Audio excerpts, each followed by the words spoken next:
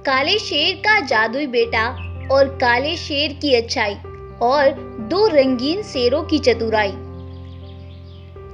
एक जंगल बहुत ही घना और खूबसूरत था। उस जंगल की खूबसूरती उस जंगल में रहने वाली खूबसूरत जानवरों की वजह से और भी ज्यादा बढ़ रही थी। और इन सब की वजह था काला शेर। काला शेर उस जंगल का राजा था और उसका एक बेटा था जो कि उस काले शेर से बिल्कुल अलग था। वह बिल्कुल सफेद रंग का बहुत ही खूबसूरत शेर था और उसके पास बहुत सी शक्तियां भी थी जिनके इस्तेमाल से वो दोनों बाप बेटे जंगल के जानवरों की मदद करते थे और उस जंगल का अच्छे से ख्याल रखते थे। काले शेर के दो दोस्त थे रंगीन शेर। वो दोनों शेर और काले शेर में गहरी दोस्ती थी। वो दोनों रंगीन शेर काले शेर के पास ही के जंगल में रहते थे, लेकिन उन दोनों का चाल चलन बिल्कुल भी काले शेर के जैसा नहीं था। उन दोनों रंगीन शेरों ने मिलकर उस जंगल में तबाही मचाई हुई थी, लेकिन काला शेर उन दोनों की इन करतूतों से बिल्कुल अनजान था। वो तो सोचता था कि ये रंगीन शेर उसके जैसे ही दिल के साफ और जानवरों की मदद करने वाले हैं, लेकिन ऐसा कहाँ था। वो दोनों तो बहुत ही जालिम और बेखौफ थे। जब भी उन दोनों का मन करता था वो किसी भी मासूम जानवर को अपना शिकार बना लेते थे और काले शेर के सामने अच्छा बनने का नाटक करते थे। अब तो वो दोनों रंगीन दोस्त काले शेर के बेटे की सारी शक्तियां हड़पने की प्लानिंग कर रहे थे और साथ ही वो दोनों आए दिन काले शेर के जंगल भी जा रहे थे, काले शेर का विश्वास जीतने और उसके बेटे पर नजर रखने। और काला शेर बेचारा वो सोचता था कि मेरे इन दोस्तों को मेरी ज्यादा ही फिक्र है, जो वो आए दिन उससे मिलने आते रहते हैं। लेकिन काला शेर उनकी सभी चालाकियों से अनजान था। वो समझता था कि वो दोनों उसके जिगरी यार हैं, इसीलिए वो उसकी खैर खबर लेने अक्सर ही उसके पास आते रहते हैं। लेकिन वो दोनों तो उसके बेटे की शक्तियों को हड़पने के चक्कर में लगे हुए हैं और वो कैसे भी करके उसकी शक्तियां हड़पना चाहते हैं। एक दिन वो दोनों रंगीन शेर काले शेर के जंगल में आते हैं और किस्मत से उन्हें काले शेर का बेटा सफेद शेर नजर आ जाता है और उसे देखकर वो दोनों शेर वहीं पर रुक जाते हैं और आपस में बोलते हैं, अरे भाई वो देखो काले शेर का जादुई बेटा, अच्छा मौका है, चलो इसे मार कर इसकी सारी शक्तियां हासिल करते हैं। हाँ हाँ भाई, कह तो तुम ठीक रहे हो, चलो चलते हैं और इसकी सभी शक्तियां आज हम अपने बस में करते हैं। ऐसा बोलकर वो दोनों दोस्त काले शेर के बेटे की ओर बढ़ते हैं और उसके पास जाकर उस पर हमला कर देते हैं। जैसे ही वो दोनों उस पर हमला करते हैं, अचानक से वह जादुई सफेद शेर एक बड़े से हाथी लायन में बदल जाता है और उसके अंदर से बहुत सी शक्तियां बाहर आने लगती हैं। और वो दोनों बेवकूफ सफेद शेर की शक्तियों की ताकत से बिल्कुल अनजान थे। उसे कोई नहीं मार सकता था क्योंकि उसके पास शक्तियों की ताकत बहुत ज्यादा थी और वह अपनी शक्तियों से किसी भी बड़े से बड़े जानवर का रूप बदल सकता था।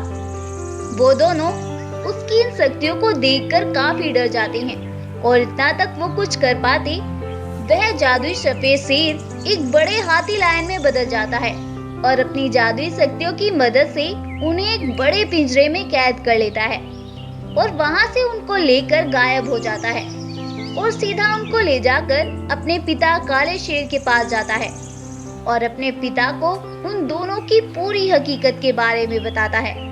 काले शेर को भी उन दोनों की चालाकियां सुनकर बहुत गुस्सा आता है और वह अपने बेटे से बोलता है, बेटा मैं तो समझता था कि ये दोनों दिल के बहुत अच्छे और सच्चे हैं, लेकिन इन्होंने मेरे साथ विश्वासघात किया है, इसीलिए मैं नहीं कहता कि तुम इन्हें माफ करो।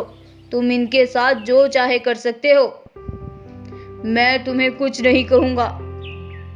काले शेर के ऐसा कहने पर वह जादुई सफेद शेर उन दोनों को उनके पिंजरे के साथ ही वहां से गायब कर देता है और उन्हें वहां से नर्कलोक में भेज देता है।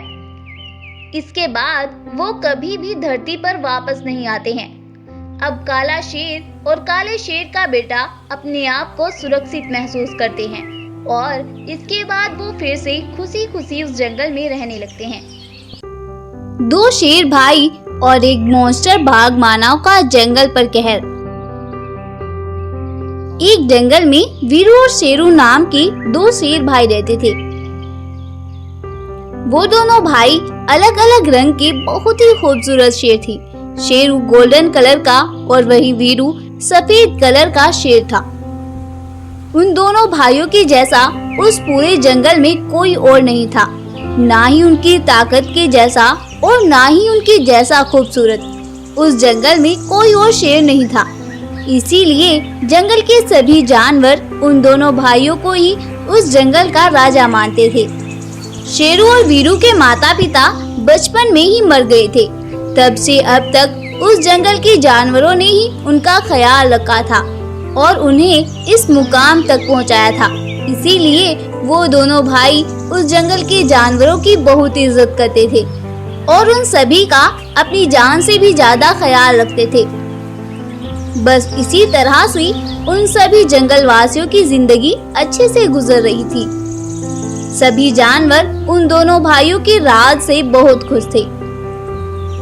एक दिन उनके जंगल में ना जाने कहां से एक मॉन्स्टर बाघ मानव आ जाता है और वह जंगल में भूख के मारे इधर उधर भटकता फिर रहा था और शिकार ढूंढता फिर रहा होता है कि तभी उसकी नजर एक बकरी पर जाती है, जो कि बिना किसी खतरे से अनजान वहां हरी हरी घास की पत्तियों का आनंद ले रही थी। जैसे ही उस मॉन्स्टर बाघ मानव की नजर उस बकरी पर पड़ती है, वह तुरंत ही दौड़कर उसके पास जाता है और उस पर हमला कर देता है। लेकिन नसीब से वह बकरी उस बाघ मानव के हमले से बच जाती है और वह वहां से भाग निकलती है। लेकिन वह जालिम उसे कहां जाने देने वाला था। वैसे भी वह बहुत भूखा था। वह उसे पकड़ लेता है और उस पर हमला करके उसे मार डालता है। तभी अचानक से वहां पर एक भैंस दौड़ती हुई आती है और वह रोते हुए बोलती है, अरे अरे जालिम, तुमने ये क्या कर दिया? ये बेचारी तो गर्भवती थी, तुमने इसके साथ इसके बच्चे को भी मार डाला जालिम। इससे अच्छा तो तुम मुझे खा जाते, कम से कम इस बेचारी का बच्चा तो बच जाता ना।